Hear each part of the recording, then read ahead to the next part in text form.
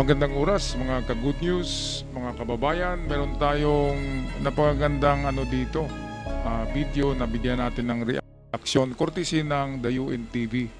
Ito na yung talagang pagsuplak ni Lacson dito kay Marcoleta na sinasabi ni Lacson na meron tayong mga homegrown invaders. Homegrown invaders, mga kababayan. Ibig sabihin, dito na isinilang na mga invaders. Grabe, no? Homegrown invaders. Yan ang napakagandang termino para dito sa mga maka-China na hayagan talaga na sinasabi. Grabe. On national television sinabi na ibigay natin ang kalayaan group of violence sa China dahil hindi atin yan. Klarong-klaro naman, di ba? Na ang nakadiscover niyan walang iba kundi yung attorney na isang admiral at isang sikat na mangingisda na si Philemon Cloma. So, magkapatid ito, Philemon Cloma. Yan yung author ng kanta na si Philemon na masul sa karagatan. Taga Bohol pala yan, yung dalawa na yan. At mayaman na pamilya yan dahil nga merong eskwelahan, merong Maritime Institute na itinayo sa Maynila itong si Tomas Cloma. Kaya nga tinaguri ang admiral na walang fleet itong si Tomas Cloma, pero edukado yan dahil isang attorney yan at kanyang nilagyan ng napakaraming muhon. Lahat ng description ay kumpleto at nalathala pa yan sa mga international journal, international tabloids na merong nadiskubre na isla.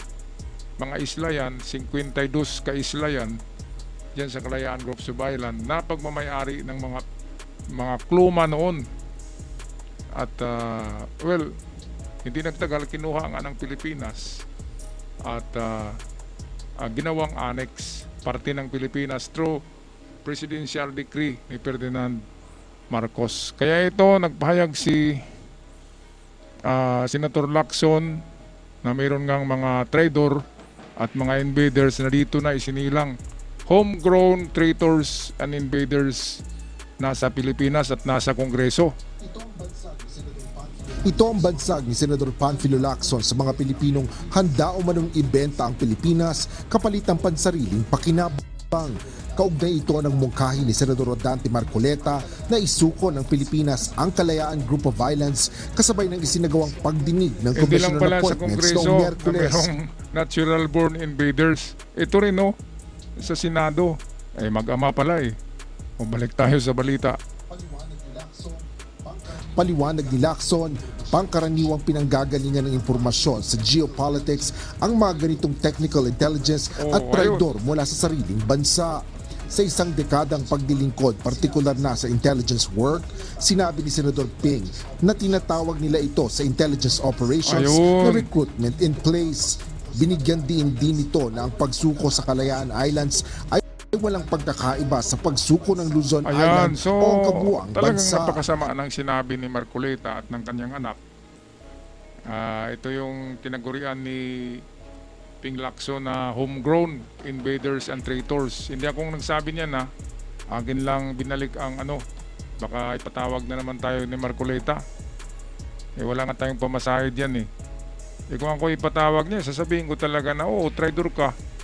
At hindi ako nagsabi niyan na si Lacson kung ako ang unang nagsabi niyan, pwedeng magalit siya sa akin Hindi ako nagsabi.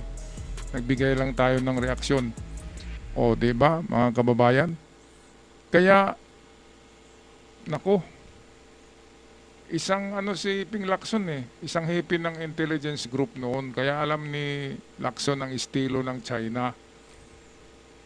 Grabe ito. Pumalakpak daw ang ang mga inchik sa China nang malaman nila na mayroong congressman na Marcoleta, senador na Marcoleta, Cayetano na senador, Robin Padilla na senador na talagang nagipaglaban para sa China, para sa mga isla diyan sa Spratlys, sa WPS. Sino ba namang hindi matuwa na inchik niyan? Di ba ibig sabihin, mga traidor talaga ito dahil doon pumapanig sa China kung magkagera, dapat magsuot ito ng mga uniforme ng China para pwede na nating barilin yan.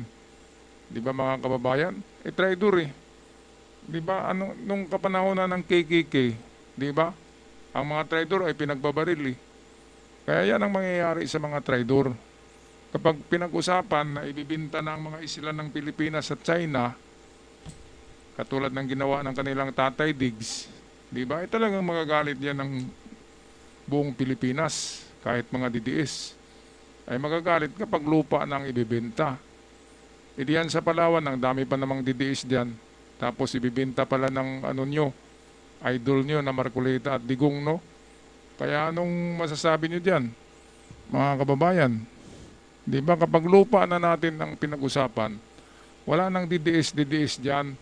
Pilipino versus China na yan. Kapag aagawin niya ng China, wala nang politika, wala nang DDS.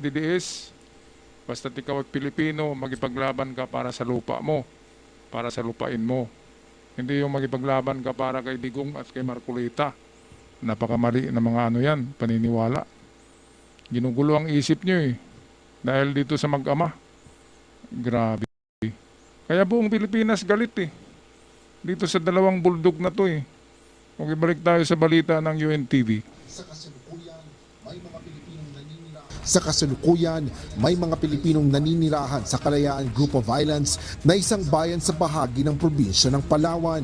Samantala, binatikos din ni Senador Lacson ang mga personal na atake laban sa mga opisyal at Kaya ito mambabatas naman na mga personal naninindigan na para atake, sa mga trolls ng Pilipinas. China at trolls ng DDS eh.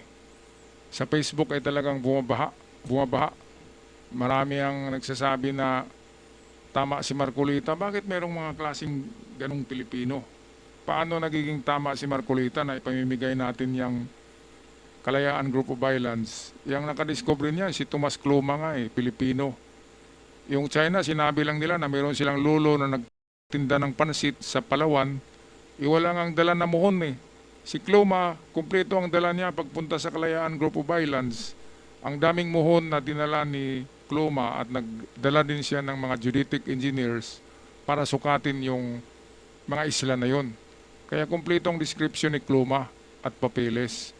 Ang China wala, sinabi lang nila na napadpad daw sa Palawan, nakatira daw yung isang inchik, nagtinda ng pansit.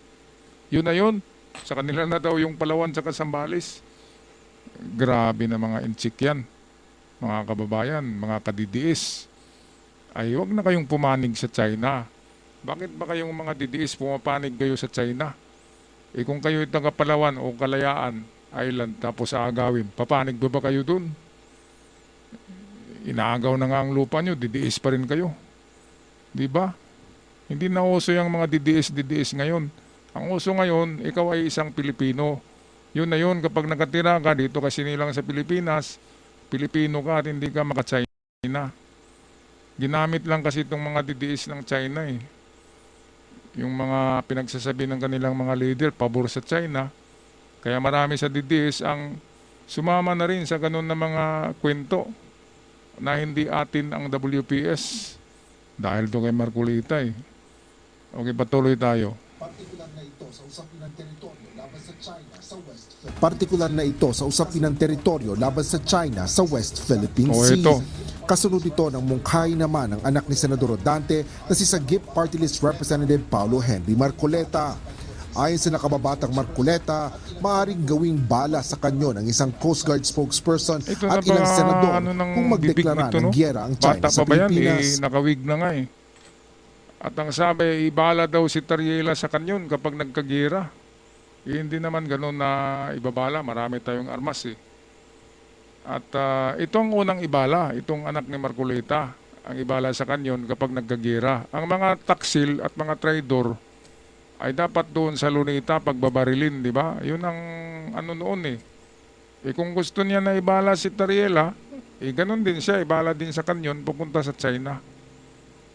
Mga taksil, mga traidor. Bakit ba doon talaga pumapanig sa China? Mga kababayan. Ay nako, grabe.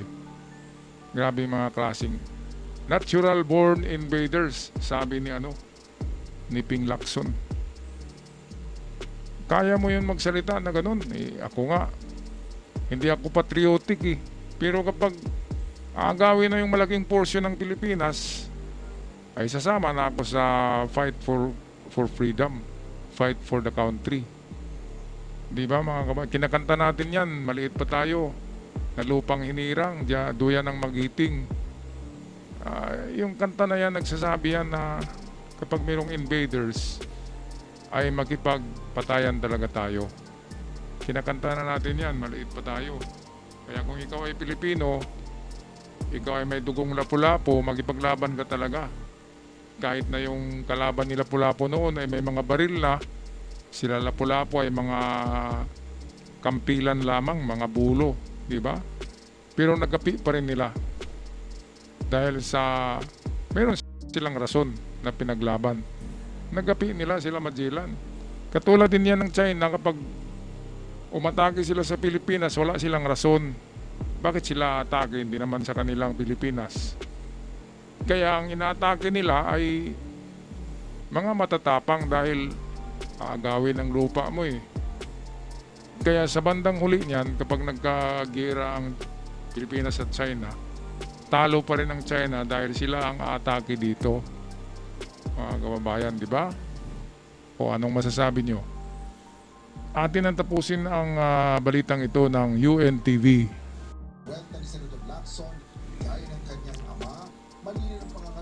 Buwelta ni Senador Lacson, gaya ng kanyang ama, malinaw ang pangangatwiran ni Congressman Marcoleta.